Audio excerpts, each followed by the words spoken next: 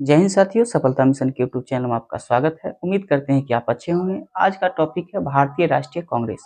भारतीय राष्ट्रीय कांग्रेस की स्थापना किस प्रकार हुई, भारत में किस प्रकार से काम करना प्रारंभ किया, इन सारी जानकारियों हम इस वीडियो के माध्यम से देखेंगे। अगर आप बिहार दरोगा, बीपीएससी या रेलवे या एसएससी की तैयारी कर रहे हैं तो ये वीडियो आपके लिए बहुत ही महत्वपूर्ण होगा और इस वीडियो के अंत तक आप जरूर देखिए। जितना भी टॉपिक इंपॉर्टेंट है मैं उसको उठा लिया हूँ, तो अक्सर आपको एग्जाम में यहीं से क्वेश्चन देखने को मिलता है।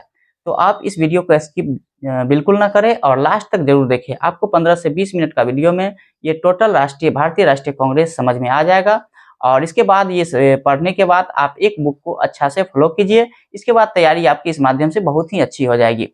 चलिए शुरू करते हैं भारतीय राष्ट्रीय कांग्रेस की। तो भारतीय राष्ट्रीय कांग्रेस की अगर स्थापना की बात करते हैं तो भारतीय राष्ट्रीय कांग्रेस की स्थापना आपका 28 दिसंबर 1885 को भारतीय राष्ट्रीय कांग्रेस की स्थापना हुई थी। इसके बाद अगर हम संस्थापक की बात करें तो इसके संस्थापक क्या थे, तो जिसको शॉर्ट में बोल सकते हैं एओ ह्यूम, जिसको एलन ऑक्टेवियन ह्यूम के नाम से जानते थे। अगर हम बात करें ये भारतीय राष्ट्रीय कांग्रेस की स्थापना करने का उद्देश्य क्या था, तो देखिए सबसे पहले जिस समय भारतीय राष्ट्रीय कांग्रेस की स्थापना 28 दिसंबर 1885 को हुई थी, उस समय इसका उद्देश्य ये न था कि ये भारत में मेरे भारतीय स्वतंत्रता के लिए इतना विकराल रूप ले लेगा। ये उद्देश्य हुई थी जैसे कि 1857 की क्रांति हुई थी। 1857 क्रांति के बाद भारत में विभिन्न प्रांतों में विभिन्न जगहों पर क्रांति बहुत ज्यादा छिड़ गई थी। तो ये अंग्रेज को एक इसका मंशा ये था कि अगर हम इस संघ की स्थापना करते हैं तो ये जो है सो हमको प्रमुख जगह से रिपोर्ट जो है सो अपना पेश करेगी, मैं उसको जो है सो देखते रहूंगा। लेकिन उसका बल्कि ये उद्देश्य था कि हम ये देश की आजादी में इतना जो है विकराल रूप भारतीय राष्ट्रीय कांग्रेस के सदस्य एवं जो है सो ये संस्था ले लेगी। तो इसकी स्थापना की बात करें तो ये आपका एओ होम के द्वारा इसकी स्थापना की गई थी। वही अगर आप बात करें इसकी स्थान, तो ये आपका जो है सो भारतीय राष्ट्रीय कांग्रेस की स्थापना बंबई के गोकुल दास तेज प्रताप संस्कृत विश्वविद्यालय में किया गया था। दोस्तों मैं बंबई इसलिए लिखा हूं कि उस समय में बंबई ही था, अब मुंबई कर दिया गया है। तो बंबई के गोकुल दास तेज प्रताप संस्कृत विद्यालय में इसकी स्थापना हुई थी। इसके बाद अगर हम वायसराय की बात करें तो उस समय में आपका वायसराय कौन थे, तो लॉर्ड डफरिन उनके वायसराय थे। उस कार्यकाल के दौरान कौन थे, तो लॉर्ड डफरिन थे, आप लोग याद कीजिएगा। इसके बाद अगर हम बात करें दादा भाई नौरोजी जो है इसका नामांकन भारतीय राष्ट्रीय कांग्रेस किया। इससे पहले इस संस्था की नाम अगर हम बात करें तो इसका नाम था भारतीय राष्ट्रीय संघ था। तो आपको ये चीज याद करना होगा, भारतीय राष्ट्रीय कांग्रेस जो है सो ये किसकी देन है, तो ये आपका दादा भाई नौरोजी का है जो कि इसका नाम किए थे। और इससे पहले इस संस्था का नाम था भारतीय राष्ट्रीय संघ, इस संस्था का नाम था। इसके बाद ये कांग्रेस भारतीय राष्ट्रीय कांग्रेस के विषय में बहुत सारे लोग टिप्पणी किए हैं, जैसे कि देखने का प्रयास करेंगे। फिरोज शाह मेहता क्या बोले हैं, ये कांग्रेस की आवाज जनता की आवाज नहीं है। ये फिरोज शाह मेहता के द्वारा बोला गया है, ये कांग्रेस की आवाज नहीं है। किसकी आवाज है, तो ये जनता की आवाज है। सॉरी, ये जनता की आवाज नहीं, कांग्रेस की आवाज है। इसके बाद अगर हम डफरिन की बात करें तो डफरिन ने इसमें टिप्पणी किए हैं सूक्ष्मदर्शी अल्पसंख्यकों की संस्था। दोस्तों डफरिन ने सूक्ष्मदर्शी अल्पसंख्यकों की संस्था क्यों कहे हैं, क्योंकि देखिए जिस समय भारतीय राष्ट्रीय कांग्रेस की स्थापना हुआ था तो मात्र 72 प्रतिनिधियों ने इसमें भाग लिए थे। मात्र 72 प्रतिनिधियों ने भाग लिए थे। इसी को देखते हुए डफरिन ने इसमें क्या कहे थे, सूक्ष्मदर्शी अल्पसंख्यकों की ये संस्था है, छोटे से अल्पसंख्यक की ये संस्था है, इसके बारे में ये टिप्पणी किए थे। अरविंद घोष की बात करें तो अरविंद घोष ने कांग्रेस भीख मांगने वाली संस्था है। ये अरविंद घोष का क्या टिप्पणी था, तो ये कांग्रेस क्या है, तो भीख मांगने वाली संस्था है, ये अरविंद घोष के द्वारा बोला गया था। और सर सैयद अहमद खान क्या बोले, तो कांग्रेस आंदोलन न तो लोगों द्वारा प्रेरित था और न ही यह उसके द्वारा सोचा था कि योजनाबद्ध किया गया था। ये आपके कौन बोले हैं, तो सर सैयद अहमद खान के द्वारा ये बात बोला गया है। और इसके बाद महात्मा गांधी ने क्या कहे, तो कांग्रेस को आजादी के बाद इसको समाप्त कर दिया जाना चाहिए। कांग्रेस जो एक संस्था थी उसको यानी हमारे देश आजाद हो जाने के बाद ये क्या हो जाना चाहिए, तो समाप्त हो जाना चाहिए। ये किसने कहे थे, गांधी जी के द्वारा बोला गया था, लेकिन ऐसा नहीं हुआ। भारतीय राष्ट्रीय कांग्रेस सब दिन से चलते रहा। इसके बाद अगर हम बात करें इनके महत्वपूर्ण अधिवेशन की, अधिवेशन कहाँ हुए, अधिवेशन किस किस जगह पे हुए, ये सब जो है जानकारी हम इस वीडियो के माध्यम से यहाँ देने का प्रयास करेंगे। देखिए सबसे पहले अगर हम बात करें, सबसे पहले ये आपका स्थापना ही हुआ था कहाँ, तो ये आपका बंबई में स्थापना हुआ था। 1885 हम बोले थे, 28 दिसंबर 1885 को कहाँ, तो बंबई के आपको गोकुल दास तेज प्रताप संस्कृत विश्वविद्यालय में इसकी स्थापना हुई थी। तो सबसे पहले अधिवेशन भी वही होगा, 1885 में बंबई में अधिवेशन हुआ था। इसकी अध्यक्षता की बात करें तो अध्यक्षता इसके व्योमेश चंद्र बनर्जी के द्वारा किया गया था। जस्ट मैंने बोला कि ये पहला अधिवेशन जिसमें हुआ था, मात्र 72 प्रतिनिधियों ने भाग लिए थे। तो सबसे पहले याद करने का प्रयास करेंगे, पहला अधिवेशन कहाँ हुआ था, तो बंबई में हुआ था। इसकी अध्यक्षता कौन कर रहे थे, तो व्योमेश चंद्र बनर्जी कर रहे थे। और इसमें कितना प्रतिनिधियों ने भाग लिया, तो 72 प्रतिनिधियों ने भाग लिया। इसके बाद ये 1886 में कांग्रेस का दूसरा अधिवेशन होता है, जो कि कहाँ हुआ, कोलकाता में। दोस्त आप ये ईस्वी और जगह आप इम्पोर्टेंट है, याद करने का प्रयास कीजिएगा। और जो इम्पोर्टेंट है मैं उन्हीं को लेने का प्रयास किया हूं। हालांकि ये कांग्रेस की अधिवेशन की बात करें तो ये 50 से अधिक अधिवेशन हो चुके हैं, लेकिन जो इम्पोर्टेंट है उसको मैं लिया हूं। इस वीडियो को देखने के बाद आप एक बार बुक को जरूर पढ़ें, क्योंकि इस वीडियो को देखने से ही आपका सिलेक्शन नहीं हो जाएगा। आप बुक को अच्छा से पढ़ें, ये आपका एक बेसिक स्ट्रक्चर है, इसको आप पढ़ लेते हैं तो थोड़ा सा ये आपको होगा, जो पढ़ने में थोड़ा सा सहूलियत होगा। तो चलिए 1886 की बात करें तो 1886 में कहाँ हुआ था, तो ये कोलकाता में हुआ था। कोलकाता में हुआ था, लेकिन कौन कर रहे थे अध्यक्षता, तो दादा भाई नौरोजी के द्वारा अध्यक्षता किया जा रहा था। और इसमें इंपॉर्टेंट बात यह है कि ये प्रथम पारसी अध्यक्ष थे। आपसे क्वेश्चन में ऐसा पूछा जाएगा, कांग्रेस के अधिवेशन में प्रथम पारसी अध्यक्ष कौन हुए थे, तो आपका दादा भाई नौरोजी आपका आंसर होगा, जो कि अध्यक्षता कहाँ किए थे, तो कोलकाता में 1886 में इसकी अध्यक्षता किए थे। इसके बाद है 1887 में मद्रास में हुआ था। 1887 में मद्रास में हुआ था। अगर इसकी अध्यक्षता की बात करें तो बदरुद्दीन तैयबजी के द्वारा आपका इसकी अध्यक्षता किया गया था। और ये बदरुद्दीन तैयब प्रथम मुस्लिम अध्यक्ष थे। तो दोस्तों ये आपसे क्वेश्चन पूछा जाएगा, प्रथम पारसी अध्यक्ष कौन थे, तो दादा भाई नौरोजी थे। और ये भी अक्सर एग्जाम में पूछा जाता है, जो कांग्रेस के प्रथम मुस्लिम अध्यक्ष कौन हुए। तो भारतीय राष्ट्रीय कांग्रेस के प्रथम मुस्लिम अध्यक्ष की बात करें तो बदरुद्दीन तैयब आपके अध्यक्ष हुए, जो कि कहाँ किए थे, तो 1887 में मद्रास में इसकी स्थापना अध्यक्षता किए थे। अब सोच रहे होंगे कि दोस्तों एक बंबई में हुआ, एक कोलकाता में हुआ, एक मद्रास में हुआ, इस प्रकार की कांग्रेस की अधिवेशन की अध्यक्षता क्यों होता था। तो देखिए सबसे पहले ये क्या था कि एक बंबई है, मान के चलिए बंबई किधर है, तो पश्चिम है, कोलकाता किधर है, तो पूरब है। इतना डिस्टेंस से इसलिए होता था, और व्यक्ति भी चेंज होते थे। जैसे कि मान के चलिए ये आपका पारसी थे, इसके बाद ये मुस्लिम थे, इसके बाद एक अंग्रेज थे, इसके बाद विभिन्न प्रकार के लोगों यानी विभिन्न जातियों के लोगों के द्वारा ये योजना इसकी अध्यक्षता क्यों कराया जा रहा था, क्योंकि लोगों को ये न लगे कि ये मेरे कास्ट के विरुद्ध है, ये मेरे कास्ट के विरुद्ध है, या मेरे कास्ट के प्रति ही सिर्फ जो है सो ये उत्तरदायी है। बस कांग्रेस की ये मंशा थी, इस अधिवेशन की ये मंशा थी, जो लोगों को यह न लगे कि सिर्फ मेरे कास्ट को ही वैल्यू दिया जा रहा है। इसलिए ये जगह जगह पर अलग अलग लोगों के द्वारा इसकी अध्यक्षता कराया जाता था। इसके बाद अगर हम बात करें 1888 में कहाँ हुआ था कांग्रेस की अध्यक्षता, तो आपका इलाहाबाद में हुआ था। किसने किए, तो जॉर्ज यूले, जो कि ये प्रथम अंग्रेज अध्यक्ष थे।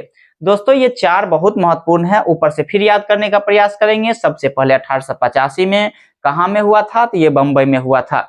और इसके बाद इसकी अध्यक्षता की बात करें तो WC बनर्जी यानी व्योमेश चंद्र बनर्जी के द्वारा इसकी अध्यक्षता किया गया था। टोटल प्रतिनिधि की बात करें तो मात्र 72 प्रतिनिधियों ने भाग लिए थे। वही 1886 के कांग्रेस अधिवेशन की बात करें तो ये आपका कहाँ हुआ था, तो कोलकाता में हुआ था। इसकी अध्यक्षता आपके दादा भाई नौरोजी कर रहे थे, जो कि क्या थे, तो प्रथम पारसी अध्यक्ष थे। आप लोग याद करने का प्रयास कीजिएगा, प्रथम पारसी अध्यक्ष कौन हुए, तो दादा भाई नौरोजी हुए। इसके बाद तीसरा अधिवेशन हुआ था 1887 में, जो कि कहाँ हुआ था, तो मद्रास में हुआ था। और इसमें प्रथम मुस्लिम अध्यक्ष बने। इसमें कौन हुए, तो प्रथम मुस्लिम अध्यक्ष आपसे पूछे कांग्रेस के अधिवेशन में कौन हुए थे, तो ये आपका बदरुद्दीन तैयब जी हुए थे। इसके बाद 1888 के इलाहाबाद में ये अधिवेशन हुआ था। इसकी अध्यक्षता आपका जॉर्ज यूले कर रहे थे, जो कि ये प्रथम अंग्रेज अध्यक्ष हुए थे। कौन हुए थे, जॉर्ज यूले प्रथम अंग्रेज अध्यक्ष हुए थे। इसके बाद अगर हम बात करें 1896 में, दोस्तों मैं 1896 और 1911 को एक जगह लिखने का मंशा मेरा ये रहा, इसमें एक वंदे मातरम गाया गया था, और एक इसमें जो है सो वंदे मातरम एक जनगण मनगण गाया गया था। जो कि अगर हम बात करें 1896 में और 1911 में, तो दोनों कोलकाता में हुआ था। तो याद कर लीजिएगा, 1811 का अधिवेशन और 1911 का अधिवेशन कोलकाता में हुए थे। अगर हम बात करें 1896 के अधिवेशन की अध्यक्षता किसने किया था, तो रहीमतुल्लाह सयानी किए थे।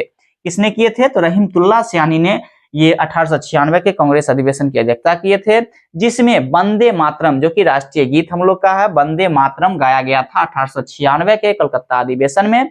किसने अध्यक्षता किया था, तो रहीमतुल्लाह सयानी जी की अध्यक्षता में हुआ था। इसके बाद अगर हम 1911 को इस जगह लिखने का मंशा ये मेरा रहा कि राष्ट्रीय गान गाया गया था। और राष्ट्रीय गान की बात करें तो इसकी अध्यक्षता किसने किए थे, तो इसकी अध्यक्षता बिशन नारायण धर के द्वारा किया गया था। किसके द्वारा किया गया था, तो बिशन नारायण धर के द्वारा किया गया था। इसमें जन गण मन गाया गया था। ये 1911 के आपका कोलकाता अधिवेशन में हुआ था, जो कि जन गण मन गाया गया। और 1896 के अधिवेशन जो कि कलकत्ता में ही हुआ था, इसमें वंदे मातरम गाया गया था। और इसकी अध्यक्षता वंदे मातरम में कौन कर रहे थे, तो रहीमतुल्लाह सयानी कर रहे थे। दोस्तों ये आसानी से आप याद हो गया होगा। अगर नहीं हो रहा है तो इस वीडियो को एक बार नहीं हुआ तो 2 बार करके जरूर देखिए। इसके बाद है 1905 में अगर हम बात करें, 1905 में कांग्रेस का अधिवेशन कहाँ हुआ था, तो 1905 में आपका वाराणसी में हुआ था। कहाँ हुआ था, तो वाराणसी में हुआ था, जिसकी अध्यक्षता आपका गोपाल कृष्ण गोखले के द्वारा किया जा रहा था। और इसी में बंग भंग आंदोलन का समर्थन किया गया था। अब दोस्तों ये लग रहा होगा बंग भंग आंदोलन का समर्थन क्यों किया गया था, तो बंग भंग आंदोलन का समर्थन इसलिए किया गया था क्योंकि लॉर्ड कर्जन के द्वारा बंगाल विभाजन की घोषणा किया गया था। उसी के विरोध में एक आंदोलन चला था, बंग भंग आंदोलन। उसी का समर्थन आपका 1905 के वाराणसी जो अधिवेशन हुआ था बनारस में, उसकी अध्यक्षता आपका गोपाल कृष्ण गोखले कर रहे थे। उसी में बंग भंग आंदोलन का समर्थन किया गया था। तो आपसे क्वेश्चन पूछा जाएगा, बंग भंग आंदोलन का समर्थन किस कांग्रेस के अधिवेशन में किया गया था, तो 1905 के अधिवेशन, जो कि कहाँ हुआ था, ये अधिवेशन आपका बनारस में हुआ था। आगे है 1906 के कलकत्ता अधिवेशन। 1906 के कलकत्ता अधिवेशन की अध्यक्षता की बात करें तो 1906 के कलकत्ता अधिवेशन की अध्यक्षता दादा भाई नौरोजी के द्वारा किया गया था। और इसमें स्वराज शब्द का प्रयोग किया गया था। कांग्रेस के किस अधिवेशन, आपसे ये क्वेश्चन बनेगा, कांग्रेस के किस अधिवेशन में स्वराज शब्द का प्रयोग किया गया था, तो कांग्रेस के ये जो आपका 1906 के अधिवेशन हुआ था, जो कि कहाँ हुआ था, ये कोलकाता में हुआ था। जिसकी अध्यक्षता कौन कर रहे थे, तो दादा भाई नौरोजी कर रहे थे। इसी में जो है सो स्वराज शब्द का प्रयोग सबसे पहले किया गया था। अगर हम बात करें स्वराज शब्द सबसे पहले किसने दिया था, तो ये आपका स्वामी दयानंद सरस्वती के द्वारा स्वराज शब्द सबसे पहले दिया गया था। तो आप इन चीज को भी याद करने का प्रयास कीजिएगा। स्वराज शब्द सबसे पहले किसने दिया था, तो ये आपका दादा भाई नौरोजी, सॉरी ये जो है सो आपका स्वामी दयानंद सरस्वती दिए थे। और इसके बाद अगर हम बात करें स्वराज शब्द का प्रयोग कांग्रेस के किस अधिवेशन में किया गया था, तो 1906 के कलकत्ता अधिवेशन में किया गया था। और किसकी अध्यक्षता में हुआ था, तो ये आपका दादा भाई नौरोजी की अध्यक्षता में हुआ था। इसके बाद है 1907 का सूरत अधिवेशन। ये भी बहुत वीवीआई रहा है। 1907 का सूरत अधिवेशन, इसकी अध्यक्षता की बात करें तो रास बिहारी घोष नामक व्यक्ति ने इसकी अध्यक्षता किए थे। और इसमें कांग्रेस का विभाजन हुआ था। कांग्रेस का विभाजन नरम दल और गरम दल में हुआ था। अब नरम दल और गरम दल क्या थे, तो नरम दल वो दल थे जो कांग्रेस, ये जो है सो कांग्रेस में ही कुछ ऐसा लोग थे जिसमें जो है सो अंग्रेज के विरुद्ध डायरेक्ट सामना करने का जो है सो चेष्टा करते थे और वो करना चाहते थे। लेकिन ये नरम दल में क्या थे, तो ये अपना जो है सो सिर झुका करके भी किसी तरह ये आपका आजादी के विरुद्ध हो या किसी प्रकार का जो है सो लड़ाई से जो है सो सहमति नहीं होते थे। ये अपना जो है से बहुत ही नरम, यानी कि वो बैठ करके आंदोलन, जिस प्रकार गांधी जी समझ लीजिए, इस प्रकार की आंदोलन में जो है सो नरम दल थे। और जो उग्र टाइप के थे वो गरम दल में थे। इसके बाद अगर हम बात करें, ये जो है सो आपका 1907 में क्या हुआ था, तो आपका कांग्रेस का विभाजन 2 भाग में हो गया था। एक नरम दल में हो गया था और एक गरम दल में हो गया था। जैसे गरम दल की बात करें तो अरविंद घोष लोग जो हुए उसमें किस में आए थे, तो ये गरम दल में आए थे। इसी प्रकार अगर हम बात करें आगे 1916 की कांग्रेस की अधिवेशन कहाँ हुआ था, तो ये आपका लखनऊ में हुआ था। याद करिएगा, ये भी वीवीआई रहा है। 1916 का लखनऊ अधिवेशन, जिसकी अध्यक्षता अंबिका चरण मजूमदार जी कर रहे थे। और इसमें बहुत महत्वपूर्ण बात यह है, जो मुस्लिम लीग, कांग्रेस, नरम दल प्लस गरम दल के बीच एक समझौता स्थापित हुआ था। और इसी अधिवेशन में ही बाल गंगाधर तिलक ने कहा, स्वराज मेरा जन्मसिद्ध अधिकार है, मैं इसे लेकर रहूंगा। तो ये आपका वीवीआई बन जाता है। ये आप याद करने का प्रयास कीजिएगा। सॉरी, ये 1916 में, ये जो है 1916 में कहा हुआ था, सबसे पहले याद कीजिएगा, तो ये आपका लखनऊ में हुआ था। इसकी अध्यक्षता की बात करें तो इसकी अध्यक्षता अंबिका चरण मजूमदार कर रहे थे। और इसमें क्या हुआ था, तो मुस्लिम लीग, कांग्रेस, नरम दल एवं गरम दल के बीच एक समझौता स्थापित हो गया था। और इसी में बाल गंगाधर तिलक का क्या कहना था, तो स्वराज मेरा जन्मसिद्ध अधिकार है, मैं इसे लेकर रहूंगा। इसके बाद है 1917 का कलकत्ता अधिवेशन हुआ, जिसमें अध्यक्षता की बात करें तो एनी बेसेंट की अध्यक्षता में ये आपका कोलकाता में 1917 में इसकी अध्यक्षता किए गए थे। और प्रथम महिला अध्यक्ष, आपसे क्वेश्चन 2 टाइप के पूछे जाएंगे। प्रथम भारतीय महिला अध्यक्ष कौन हुए कांग्रेस के, और प्रथम महिला अध्यक्ष पूछेंगे। तो आप प्रथम महिला अध्यक्ष सिर्फ रहेगा तो आप एनी बेसेंट मारने का प्रयास कीजिएगा। इसके बाद वही क्वेश्चन आपसे आगे पूछेगा, प्रथम भारतीय महिला अध्यक्ष कौन हुए थे, तो वो आपका सरोजिनी नायडू हुए थे, जो कि 1925 के कानपुर अधिवेशन में अध्यक्षता किए थे। आगे इसमें लिखा हुआ है। तो ये हम जान गए कि सबसे पहले अगर महिला की बात करें, भारतीय राष्ट्रीय कांग्रेस के प्रथम महिला की बात करें तो आपका एनी बेसेंट हुए थे, जो कब बने थे, तो 1917 के कोलकाता अधिवेशन में ये अध्यक्षता किए थे। आगे है, ये आपका है 1920 का नागपुर अधिवेशन, ये भी वीवीआई रहा है, ये नागपुर अधिवेशन वीवीआई रहा है। और इसकी अध्यक्षता की बात करें तो वी राघवाचार्य के द्वारा जो है सो इसकी अध्यक्षता किया गया था। और इसमें इंपोर्टेंट बात ये रहा जो कांग्रेस संविधान में परिवर्तन, एक तो ये इंपोर्टेंट है कांग्रेस संविधान में परिवर्तन, और एक ये इंपोर्टेंट है जो आपका असहयोग प्रस्ताव पारित। ये क्या था, कांग्रेस संविधान में परिवर्तन क्या था, तो इसमें ज्यादा कुछ नहीं किया गया था, बस ये जो है सो जिसका आयु 21 वर्ष हो गया था और जो डोनेट 25 पैसा कर सकता था वो कांग्रेस का सदस्य बन सकता था। इसमें यही कांग्रेस संविधान में परिवर्तन किया गया था। तो ये आप याद कर लीजिएगा, ये भी जी ये परिवर्तन क्या था, तो इसमें जो है सो आपका एज 21 वर्ष होनी चाहिए। इसके बाद अगर आप 25 पैसा डोनेट करते हैं तो ये आप कांग्रेस का सदस्य बन सकते हैं, ये इसका जो है सो प्रावधान था। इसके बाद असहयोग प्रस्ताव पारित, और जानते होंगे कि गांधी जी के द्वारा असहयोग आंदोलन चलाया गया था जो 1 अगस्त 1920 को स्टार्ट हुआ था। वही असहयोग आंदोलन का प्रस्ताव पारित जो है यही कांग्रेस के अधिवेशन में हुआ था, जो कि कौन सा अधिवेशन था, तो 1920 का नागपुर अधिवेशन, जिसकी अध्यक्षता की बात करें तो अध्यक्षता कौन कर रहे थे, तो वीर राघवाचारी के द्वारा इसकी अध्यक्षता किया जा रहा था। दोस्तों अगर वीडियो ये अच्छा लग रहा होगा तो आप लाइक एवं सब्सक्राइब दोस्तों के पास जरूर शेयर कीजिए। नया चैनल है, आप लोग जैसा ही प्यार दीजिएगा मैं इसके टॉपिक पे बहुत सारे वीडियो बनाने का प्रयास करूंगा।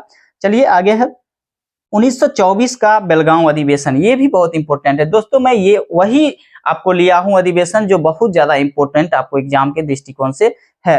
ये आपका 1924 के बेलगांव अधिवेशन की अध्यक्षता की बात करें तो ये महात्मा गांधी के द्वारा बेलगांव अधिवेशन की अध्यक्षता किया गया था। और इसकी बात अगर हम करें तो ये एकमात्र भारतीय राष्ट्रीय कांग्रेस के अध्यक्ष महात्मा गांधी बने थे, तो इसलिए ये इंपॉर्टेंट है। जो कि कब बने थे, तो 1924 में बने थे, और कहाँ इसकी अध्यक्षता हुआ था, तो बेलगांव में इसकी अध्यक्षता होता था। इसके बाद है, हम अभी जस्ट बताए थे जो 1-2 महिला, आपसे 2 क्वेश्चन पूछा जाएगा, एक पूछा जाएगा प्रथम महिला अध्यक्ष, तो वो आपका एनी बेसेंट होंगे। इसके बाद प्रथम भारतीय लगा रहेगा महिला अध्यक्ष कौन होंगे, ये आपका सरोजिनी नायडू होंगे, जो कि 1925 के कानपुर अधिवेशन की अध्यक्षता किए थे। और प्रथम भारतीय महिला अध्यक्ष कौन हुए थे, तो आपका सरोजिनी नायडू हुए थे। आगे है 1929 का लाहौर अधिवेशन, जो कि 1929 का लाहौर अधिवेशन की बात करें तो 1929 के लाहौर अधिवेशन की अध्यक्षता किसने किया, तो इसकी अध्यक्षता जो आपका जवाहरलाल नेहरू के द्वारा किया गया था। और इसी में पूर्ण स्वराज की मांग भी किया गया था। पूर्ण स्वराज की मांग किसमें किया गया था, तो 1929 के लाहौर अधिवेशन की अध्यक्षता में 1929 के लाहौर अधिवेशन हुआ था, उसकी अध्यक्षता आपका जवाहरलाल नेहरू के द्वारा किया जा रहा था। उसी में पूर्ण स्वराज की मांग किया गया था। इसके बाद है कराची अधिवेशन। कराची अधिवेशन ये भी बहुत इंपॉर्टेंट है, जो कि कब हुआ था, तो 1931 में हुआ था, कहाँ, कराची में ही हुआ था। और इसके बाद इसकी अध्यक्षता की बात करें तो सरदार वल्लभ भाई पटेल के द्वारा इसकी अध्यक्षता किया जा रहा था, कराची अधिवेशन 1931 में। इसमें इंपॉर्टेंट बात यह रहा कि मौलिक अधिकार का प्रस्ताव पारित किया गया था। मौलिक अधिकार का प्रस्ताव पारित जो है सो कौन किए थे, तो ये आपका सरदार वल्लभ भाई पटेल के द्वारा कराची अधिवेशन में किया गया था, जो 1931 में यह अधिवेशन हुआ था। वही मौलिक अधिकार का प्रस्ताव इसमें पारित हुआ था, लेकिन मौलिक अधिकार को पूर्ण रूप से इसमें बनाया किसने था, तो ये आपका जवाहरलाल नेहरू के द्वारा बनाया गया था। तो याद कर लीजिएगा, ये मौलिक अधिकार आपका प्रस्ताव पारित हुआ था 1931 के कराची अधिवेशन में, जिसकी अध्यक्षता कर रहे थे सरदार वल्लभ भाई पटेल। लेकिन यही मौलिक अधिकार को बनाने की अगर बात करें तो किनके द्वारा बनाया गया था, तो ये जवाहरलाल नेहरू के द्वारा बनाया गया था। आगे है फैजपुर अधिवेशन, जो कि फैजपुर अधिवेशन इसलिए महत्वपूर्ण है दोस्तों, ये कांग्रेस का एक अधिवेशन था जो विभिन्न शहरों में किया जा रहा था, अधिकांश शहर में ही किया गया था। लेकिन फैजपुर ये जो है सो आंदोलन कहाँ हुआ था, तो एक गांव में हुआ था। भारतीय राष्ट्रीय कांग्रेस का फैजपुर अधिवेशन की बात करें तो ये एक गांव में हुआ था, जो कि फैजपुर कहाँ पड़ता है, तो उत्तर प्रदेश में फैजपुर पड़ता है। तो ये इसलिए आप याद कर लीजिएगा, जो कि पहली बार जो है सो गांव में इस अधिवेशन की अध्यक्षता किया गया था जवाहरलाल नेहरू के द्वारा। कब हुआ था, ये आपका 1937 में हुआ था, 1937 में हुआ था। दोस्तों इतना आपको याद हो गया होगा। अगर हम बात करें आगे कांग्रेस की अधिवेशन की अध्यक्षता की, तो अगर आपसे एक क्वेश्चन और पूछा जाएगा, आपसे क्वेश्चन ये पूछा जाएगा कि सबसे लंबे समय तक कांग्रेस की अधिवेशन की अध्यक्षता किसने किए हैं, तो याद कर लीजिए 1940 से लेकर के 1940 से 45 तक अबुल कलाम आजाद के द्वारा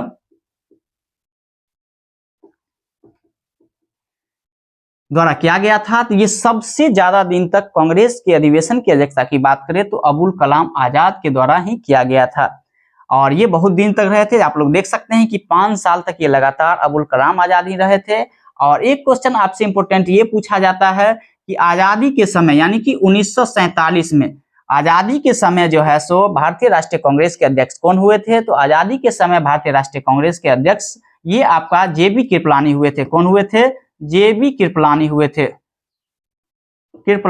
थे, जो कि कहां इसके अधिवेशन की अध्यक्षता हुआ था? तो ये आपका मेरठ में किए थे। कहां किए थे? तो मेरठ में किए थे। तो दोस्तों ये भारतीय राष्ट्रीय कांग्रेस से ये वीडियो आपको कैसा लगा कमेंट में जरूर बताइए, ताकि मैं भी इस के प्रति मोटिवेट हूं और मैं इन सारी जो भी आपको टॉपिक है, जो भी टॉपिक है, मैं आपको देने का प्रयास करूंगा। अगर आप बिहार दरोगा की तैयारी कर रहे हैं तो समझिए ये सब वीडियो आपके लिए बहुत ही महत्वपूर्ण होने वाला है, या अदर भी कॉम्पिटिटिव एग्जाम तैयारी कर रहे हैं तो उसके लिए भी आपको बेनिफिट है। तो ये वीडियो आपको कैसा लगा आप कमेंट करके जरूर बताएं, दोस्तों को जरूर शेयर करें। मैं नम्र निवेदन करता हूं कि आप दोस्तों के पास जरूर शेयर करें, क्योंकि ये जो है सो मैं इसके प्रति तभी जागरूक होऊंगा जब मुझे प्यार मिलेगा, तो मैं इसके प्रति काम करने के लिए जागरूक रहूंगा। तो ये वीडियो आपको कैसा लगा कमेंट में जरूर बताइए। जय हिंद, जय भारत।